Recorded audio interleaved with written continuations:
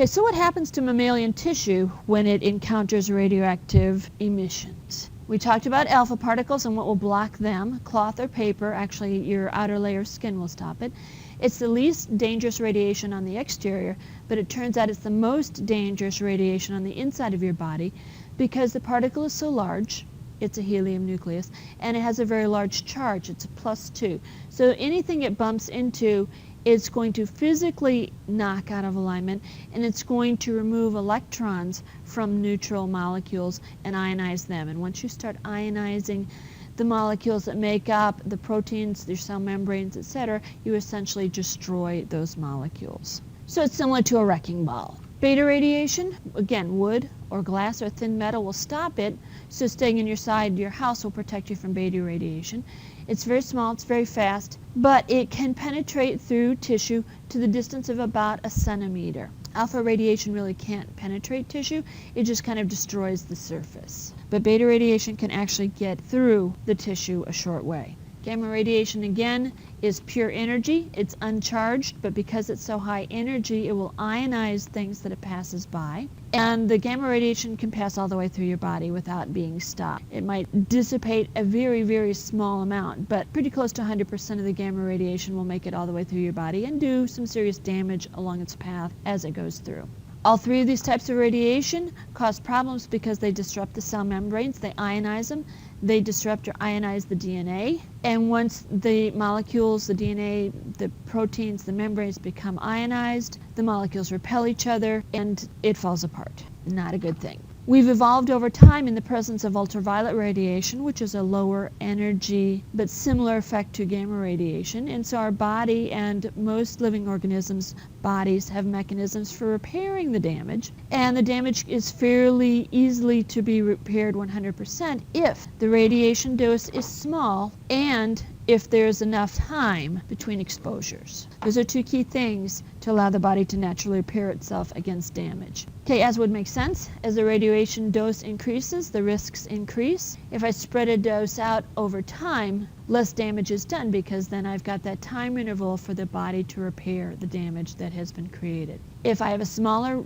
region of the body that's exposed as opposed to a larger portion of the body exposed, again, less damage is done. It's localized rather than total body. And an organism can repair local damage much more easily than it can repair systemic damage. As you might expect, since membranes, DNA, are the most affected, those cells which are rapidly growing are more affected by radiation because those are the cells that go through mitosis. Examples of cells would be your gut lining. The cells in the lining of your digestive system turn over fairly quickly in a matter of days rather than weeks or months. Your blood cells, red blood cells and white blood cells, are constantly being generated, constantly being replaced, so they are considered rapidly growing cells. Your hair, and this is a hair follicle, not the hair shaft. So if you've ever ripped out a hair, the little bulb at the end of it is the hair follicle.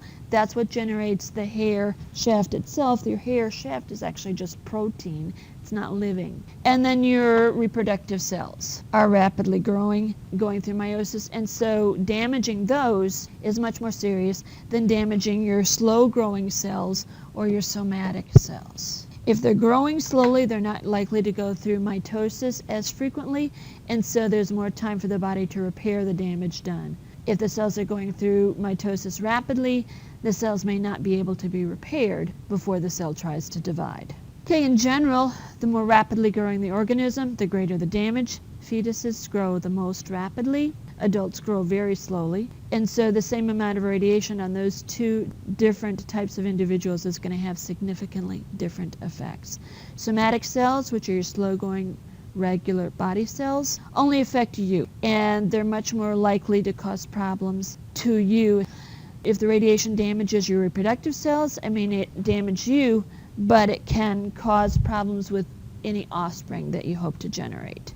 Radioactive materials used in radiation treatment are targeting rapidly growing cells. Tumor cells are rapid growing, and if we're looking at an external source, such as an accelerator, then we're probably using an isotope such as cobalt-60 to generate the radiation beam. If high doses are given over short time periods, so the person is exposed, let's say for 15 minutes, to radiation. And REMS and Röntgens are units of radiation. So if we take a look at an example of someone receiving a radiation treatment, each of the doses is 500 rem, and they are all targeting one spot, the tumor. Tumors are rapidly growing cells. Since rapidly growing cells are the ones that fall victim first to radiation, that's one reason it was chosen as a way to treat cancers or tumor cells. So treatments for a tumor would be at intervals that will allow for the normal cells to repair themselves, but not enough time for the cancer cells to repair themselves. Again, they're rapidly growing, and the normal cells are slow growing, so that slow growth allows the cells to make repairs. The cancer cells, because they're going through such rapid mitosis, don't have time to repair, and therefore they tend to die. It turns out for a particular treatment dose, about 95% of the normal somatic cells can be repaired within about 24 hours. But what's more important, only about 5% of the cancer cells can be repaired. So we get a high percentage of normal cells that survive and a high percentage of cancer cells that get killed off. That's the goal. So again, radiation works on these cancer cells because they're so rapid growing and dividing, and the radiation treatment kills them. So if I use implants rather than external radiation, I can use lower doses and I can treat over a longer time period, which increases the tumor cells kill off, and so the likelihood of getting rid of the cancer increases. So what happens if, similar to the people that were in the area when the 2 bombs over Hiroshima or Nagasaki, or when Chernobyl exploded and released all the radiation, what happens if I have a single exposure, one large dose?